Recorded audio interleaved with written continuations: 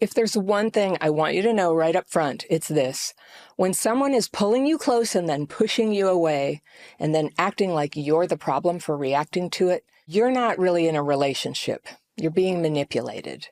And the second you can see it, the whole spell breaks. You stop twisting yourself into a pretzel trying to make it work, and you start recognizing the truth. This person is taking what they want.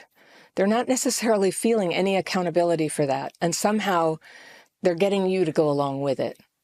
Now, if you grew up with abuse or neglect, this pattern might feel weirdly familiar. People like us who are traumatized, we can get pulled into romantic manipulation without even realizing it's happening. Someone comes into your life, they move really fast, they turn on the charm, they pull you in, and then right when you start to bond, they back away. And then they pressure you to put up with that. And suddenly you're giving more and more, you're trying to change yourself, and you're walking around with this low-level fear and shame grinding you down every day. And, they are fine. They're feeling good. They're getting everything they want at arm's length from you while you're carrying the emotional load. So let's talk about what manipulators actually say, because once you hear these lines for what they really are, you can't unhear them. The magic trick that they're trying to use, it just stops working on you. So one of the big ones is, you're too jealous. Now, have you noticed how this gets thrown at you right when they're flirting with other people, or they're sleeping with other people, in fact?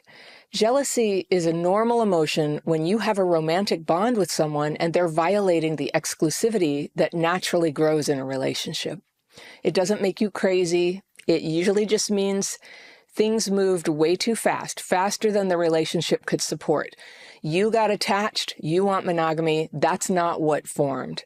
So go slow and don't settle for someone who shames you for wanting fidelity. All right, the next line is, your problem is that you have expectations. Manipulators love this. They want you to feel embarrassed for having standards. They want you to abandon them, and they want you to think that wanting something real, wanting clarity, wanting commitment is somehow uncool or needy. No, that's just them trying to keep the relationship tilted in their favor. So don't drop your ideals to make someone else more comfortable. All right, here's another classic. I'm sure I told you I was seeing other people. And you're thinking, no, actually you didn't. But they say it with so much confidence that you start doubting yourself. And to be fair, sometimes we don't want to hear certain things. But if someone is always rewriting history, always insisting, they told you things you definitely would have remembered, that's not clarity. That's manipulation. If you can't be honest, or they can't be honest, it's just not a fit. You can save so much heartbreak by walking away early. All right, here's another one. I never suggested those plans. And your red flag detector is just lighting up because, yes, they did. They said they were going to spend the weekend with you or take a trip with you. Now they're backing out and they're lying to make it seem like you got it wrong. This is not someone who's confused. They're manipulating. Now, one of my least favorites is, hey, just be in the moment. And these new agey little digs, you're not in your body, you're not present. They sound deep, but they're actually vague criticisms that you can't defend yourself against. You are in your body. You're in the moment. You are. You can't be in any other moment.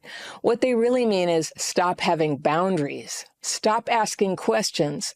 Stop slowing things down when I want them. And you know what? If being true to yourself makes them lose interest, let them lose interest. It's so common for those of us who grew up neglected or abused to abandon ourselves under pressure. And it helps if you know the signs that early trauma may be the thing affecting the way that you have relationships now. And I have a quiz for you on this. It's free. I'll put a link to it in the top row of the description section below this video so that you can get your own copy of it. All right, next. They say, oh, you're really overthinking this.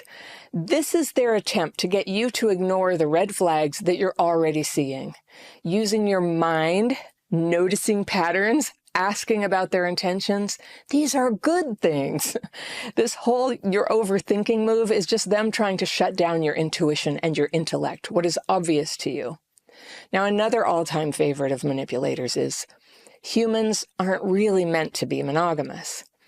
So suddenly they're a historian, they're a sociologist, they're a philosopher, and every argument they make about patriarchy or the culture or evolution somehow ends with you being wrong for wanting loyalty. And it's amazing how many of these monogamy is outdated speeches happen right when they want to sleep around. You're not wrong for wanting commitment. All right, then there's the phrase that sounds profound. Oh, it's so profound, but it doesn't mean anything. And it goes like this. You ask a very real question like, did you sleep with someone else last night? And instead of getting an answer, you get, hey, you're too much in your head.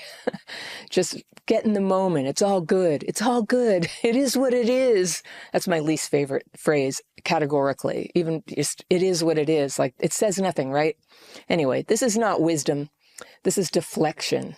And usually, yes, it means the answer to your question is, yes, they did sleep with someone else. Now, another manipulator move is when they try to re-explain your feelings to you, reframing them helpfully, right? You ask something simple like, are you open to marriage someday? And suddenly you're getting this whole speech about how what you're really feeling is childhood abandonment and you're projecting onto them and why can't you just be cool? No. You're allowed to ask clear questions about what you want. You can spot manipulation. You can drop it like a hot potato. That is cool. And finally, maybe the most damaging one, they tell you that what's hurting you is actually healing you. You know this line, pain is how we grow, or you're triggered because I'm your mirror. This is your lesson from the universe, honey. No. Someone who is never honest with you, never stable, never committed, that is not your teacher. That is not healing.